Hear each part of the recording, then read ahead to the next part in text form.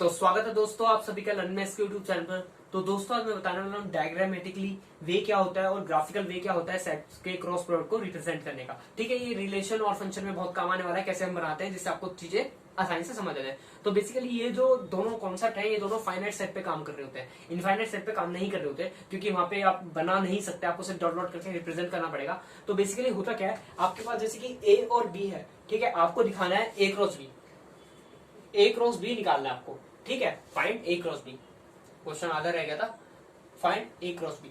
ठीक है, तो मेरे को ए क्रॉस बी फाइंड करना है, तो मैं कैसे करूंगा, डायग्रामेटिकली। तो डायग्रामेटिकली में आपको करना क्या है, आपको दो सेट बनाने हैं। कैसे बनाने हैं, ऐसे कुछ ओवल शेप में आपको दो सर्कल, दो ओवल बनाने पड़ेंगे आपको, ऐसे करके। ठीक है, एक साइड आपको ए साइड देना है, दूसरी साइड बी। अब ए और बी कैसे कैसे रखना है, जिस साइड क्रॉस पहले वाला उस साइड ए और दूसरे वाला बी है। फिर अंदर क्या करना है, हमें उसके एलिमेंट्स के नेम लिखने हैं। तो इसमें 1, 2 और 3 है, और इसमें है खाली दो एलिमेंट ए और बी। ठीक है, अब क्या करेंगे, हमें ए क्रॉस बी निकालना है, तो मतलब कि ए का एलिमेंट बी के साथ जा रहा होगा। तो अब क्या करेंगे, ए क्रॉस बी के एलिमेंट्स कैसे कैसे हो सकते हैं, वो होंगे ऐसे, एक तो ये होगा और एक ये होगा।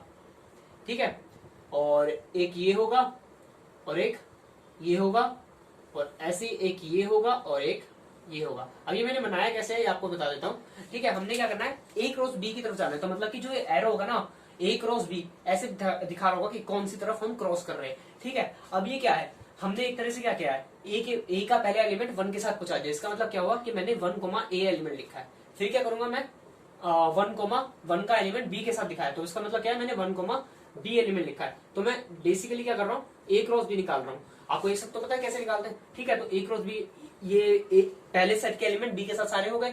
अब मैं दूसरे एलिमेंट पे जाऊंगा, मैं दूसरे एलिमेंट पे गया तो 2 किसके साथ किसके साथ रिलेशन, मतलब कि कार्टेशियन प्रोडक्ट में है, 2 का ए के साथ है और 2 का बी के साथ बना दिया।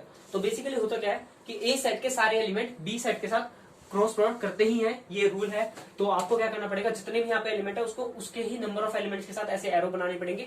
फिर वो उस एरिया का जैसे सारे खत्म होंगे एक एलिमेंट के साथ, आपको दूसरा एलिमेंट उठाना उसके साथ वैसे ही करना है, और सेम ए के सारे एलिमेंट का क्रॉस प्रोडक्ट बी के साथ करना है। तो ये तो हो गया डायग्रामेटिक रिप्रेजेंटेशन। अब आते हैं इसी की ग्राफिकल रिप्रेजेंटेशन से, जिससे ज्यादा क्वेश्चन बदले ना और आपको सब कुछ सही से समझ आ जाए। तो आपको ग्राफिकल रिप्रेजेंटेशन में करना क्या है, देखो आपका दो सेट है, आपको सबसे पहले करना क्या होगा, आपको ए क्रॉस बी निकालना है। और आपको पता है ए क्रॉस बी कैसे निकालते हैं, 1, ए, 1, बी, 2, ए, 2, सी, और 2, बी आएगा यहाँ पे, और यहाँ पे 3, ए आएगा, और यहाँ पे 3, बी आएगा। तो ये तो आ गया मेरे पास ए क्रॉस बी। ठीक है, अब मेरे को इसको ग्राफिकल रिप्रेजेंटेशन में करना है। तो आप तक जो आप कार्टेशियन प्लेन में जैसे एलिमेंट्स प्लॉट करते आते थे, जो आपने 9th 10th में सीखा है, वैसे ही हमें इसमें भी प्लॉट करना है। तो कैसे करेंगे, देखो सबसे पहले आपको बनाना पड़ेगा एक ग्राफ। तो आपको ऐसा कुछ ग्राफ बनाना पड़ेगा जिसमें ए सेट के सारे एलिमेंट होंगे और वर्टिकल एक्सिस में बी सेट के सारे एलिमेंट होंगे। तो क्रॉस प्रोडक्ट किस हिसाब से करना है बता देता हूँ।